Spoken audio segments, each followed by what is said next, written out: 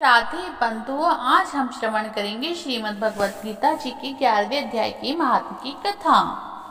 भगवान शिव ने पार्वती जी से कहा, अब मैं तुम्हें श्रीमद् भगवत जी के 11वें अध्याय की महिमा बताऊंगा।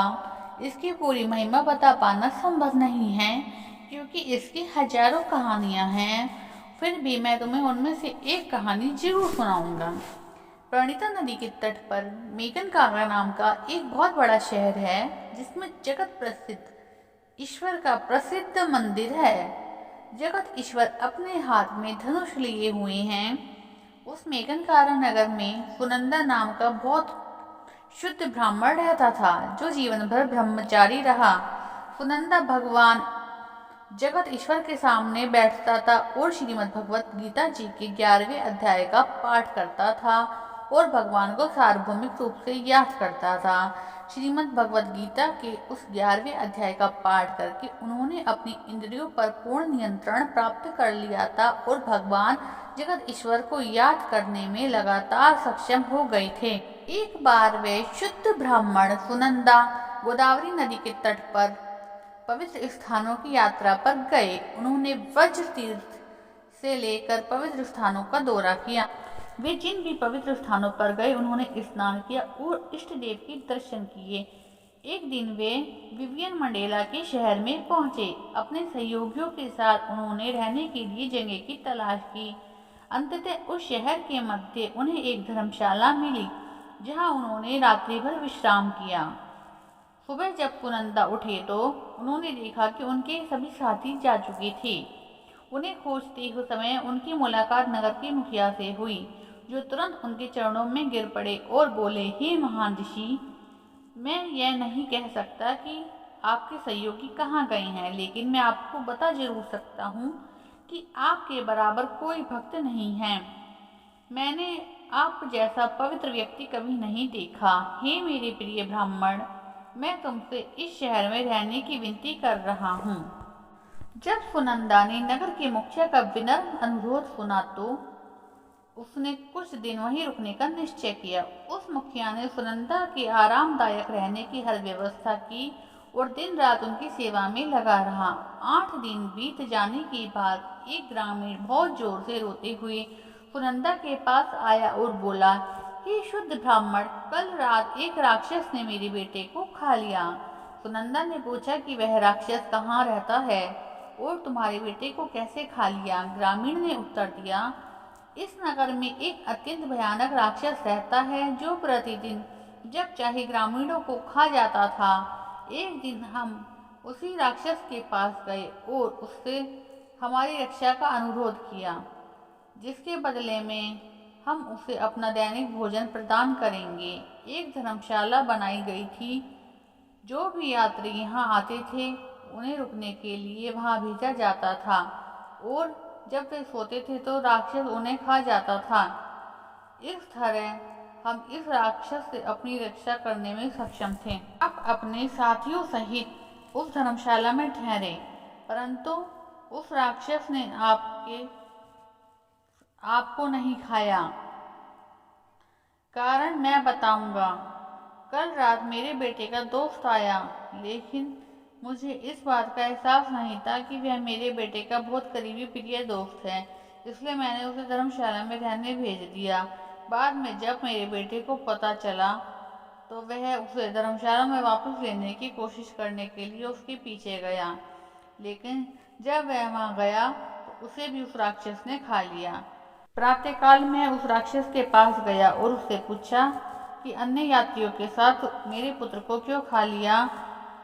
मैंने उससे यह भी अनुरोध किया कि यदि कोई रास्ता हो तो मैं अपने बेटे को वापस पा सकता हूँ।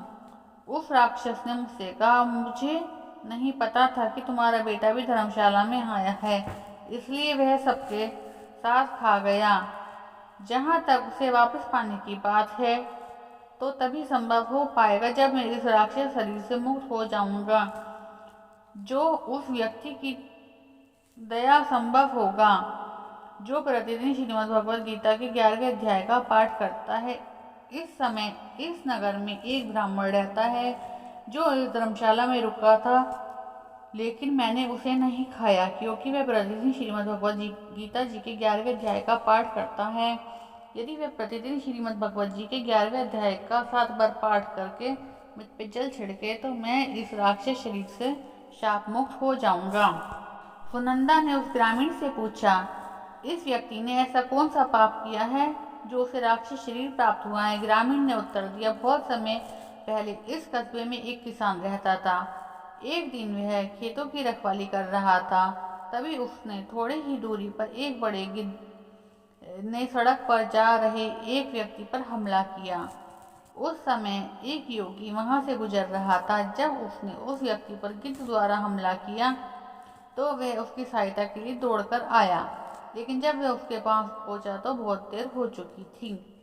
तब वह योगी किसान बहुत क्रोधित हुआ और उससे इस प्रकार बोला, जो दूसरों को चोरों, सांपों, आग, हथियार के हमले आदि के खतरे में देखता है और उसकी मदद की सहायता में सक्षम होते हुए भी नहीं आता, मदद करने के लिए यमराज द्वारा दंडित किया जाता है। बहुत लंबे समय तक नरक में कष्ट सहने के बाद वे भेड़िए के रूप में जन्म लेता है। और जो किसी जरूरतमंद की मदद करता है वह निश्चित रूप से भगवान विष्णु को प्रसन्न करता है। जो मनुष्य किसी क्रूर पशु, निम्न कोटि के मनुष्य या दुष्ट शासक के हाथ से गाय को बचाने का प्रयास करता है वह भगवान विष्णु को प्राप्त हो जाता है। दुष्ट किसान, तुमने उस गिद्ध को उस व्यक्ति पर हमला करते हुए देखा, लेकिन फिर भी तुमने उसे बचाने का कोई प्रयास नहीं किया। अब मैं तुम्हें राक्षस के रूप में जन्म लेने का श्राप देता हूँ। किसान ने कहा, मैं पूरी रात खेतों को देख रहा था और मैं बहुत थक गया हूँ, इसलिए हे सज्जन ऋषि, कृपया मुझ पर दया करो।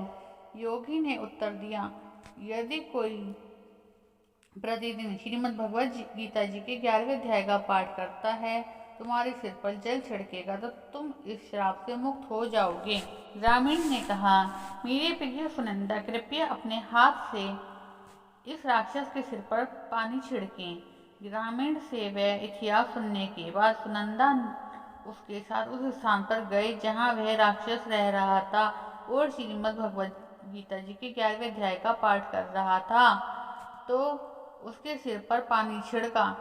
उस राक्षस ने तुरंत भगवान विष्णु के समान चतुर्भुज रूप प्राप्त कर लिया। न केवल उसने बल्कि उन सभी हजारों व्यक्तियों ने जिन्हें उसने खा लिया था, भगवान विष्णु की तरह चतुर्भुज रूप प्राप्त कर लिया।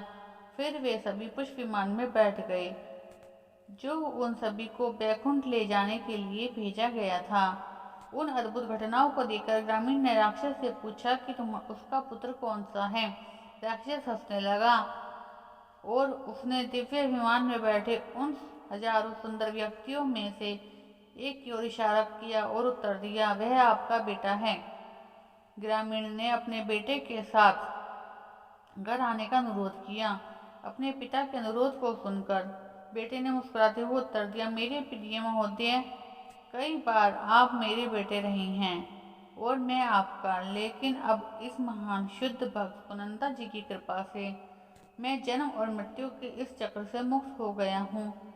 अब मैं अपने असली घर बैकुंठ को जा रहा हूँ। प्रिय महोदय, कृपया सुनंदा के चरण कमलों में समर्पण करें और उनसे 11वें अध्याय को सुने। श्रीमद् भगवद गीता जी से तुम्हें भगवान विष्णु का धाम प्राप्त होगा, इसमें कोई भी संदेह नहीं है। भगवान कृष्ण के मुख से यह अमृत निर्देश उनके मित्र अर्जुन के सवालों के जवाब कुरुक्षेत्र के युद्ध के मैदान में निकले थे और केवल इस प्रवचन को सुनने और सुनाने से ही कोई उस जकड़न को तोड़ सकता है जो हमें जन्म और मृत्यु के चक्र में बांध रही है।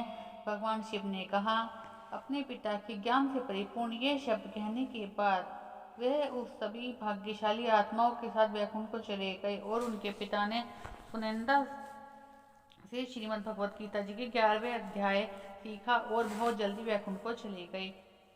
हे पार्वती, तुमने श्रीमद् भगवद गीता जी के 11वें अध्याय की महिमा सुनी जो सभी पापों को नष्ट करने में सक्षम है। बोलो श्रीमद् भगवद गीता महापुराण की जय।